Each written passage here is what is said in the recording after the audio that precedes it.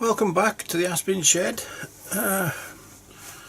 I'll just go through a few things I've done to the engine and what developments there's been.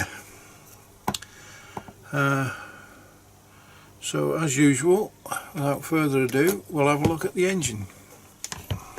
As you can see now, the engine is almost complete. We haven't got a carburettor yet. That's going to be the next job. I've shaped the rockers a bit. Also, I made a spinner for it, threaded the crank, made a pressure plate, back plate, whatever you call it, for the prop to butt up against. Oh, I've made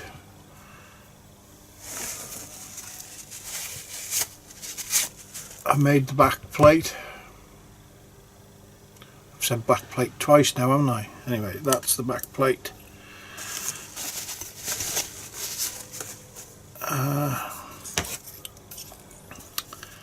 And the other thing I found is the cam I made.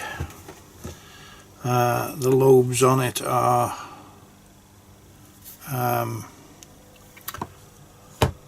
120 degrees apart. Where I got 120 degrees from, I don't know, but I did. I think it should be more like 110. I've got some bits of video of me attempting to start it,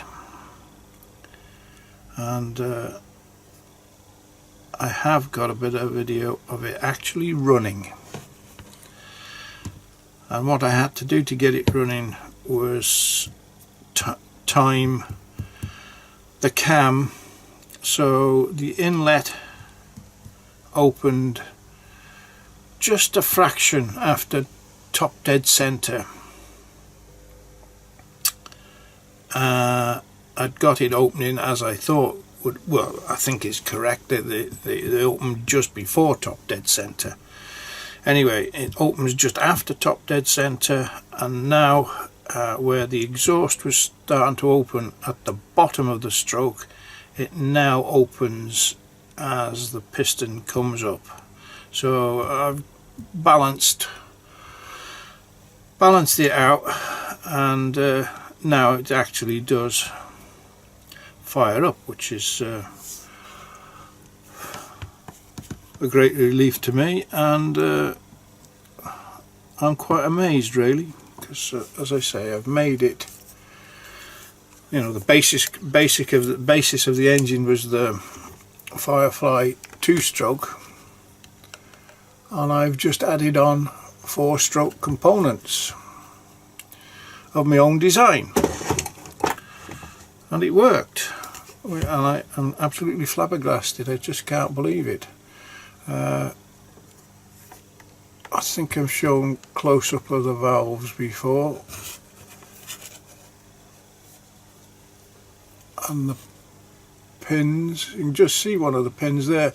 What I had to do was actually machine these cups down a bit, and for some reason I've got one valve slightly longer than the other, but there you go. And to machine these cups down, which are 6mm diameter, but they were only I think a maximum of 3mm in height. I managed to machine over 1 mil off them, and I've got to do it. I've got one of these collet chucks, and it's absolutely amazing. I can grip those in the end of the collet and still machine off the top of the cup, which I thought was brilliant. So there we go. Push rods. I think I might remake these. They're a bit icky, and I could make them a bit bigger than what they are, which will help. But at the moment they're doing the job. and I also want to make a cover to go over this gear wheel, because it is absolutely lethal. If you've got your finger anywhere near that, it would chew it to pieces. So I'm going to have to make a cover. Right, so we'll have a couple of shots of it running, and then we'll have a recap after the event.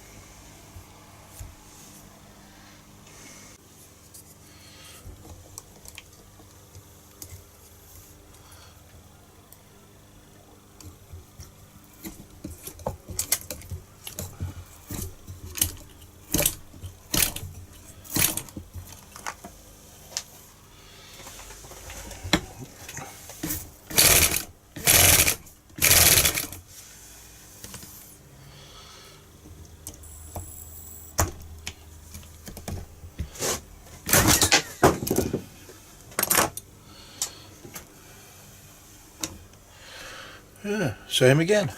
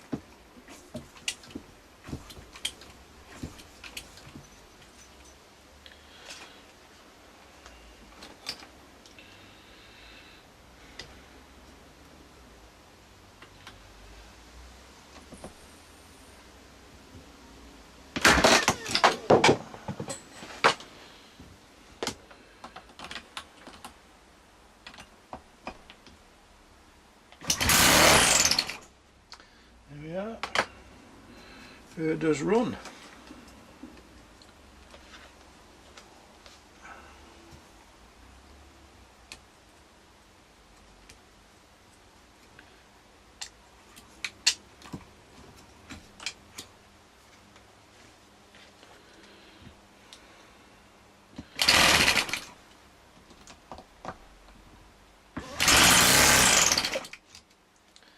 Whee! Right, carburetor next. So there you have it, it runs. And again, I repeat myself, and to my complete amazement, we have a running 4-stroke. So the next job is, I've got to make a carburetor. And I'm going to make one. I'm not going to buy one this time. I'll make one carburetor for there. As you can see, it's going to be quite close to the push rods. Again, when you're working off plan, I can't see that far into the future where components are going to end up, so it's going to be a squeeze, but I'm going to try and make a carburetor to fit in there. So I'll come back when we've got a bit further. Oh, and thanks for watching, liking, subscribing and hanging out in the shed.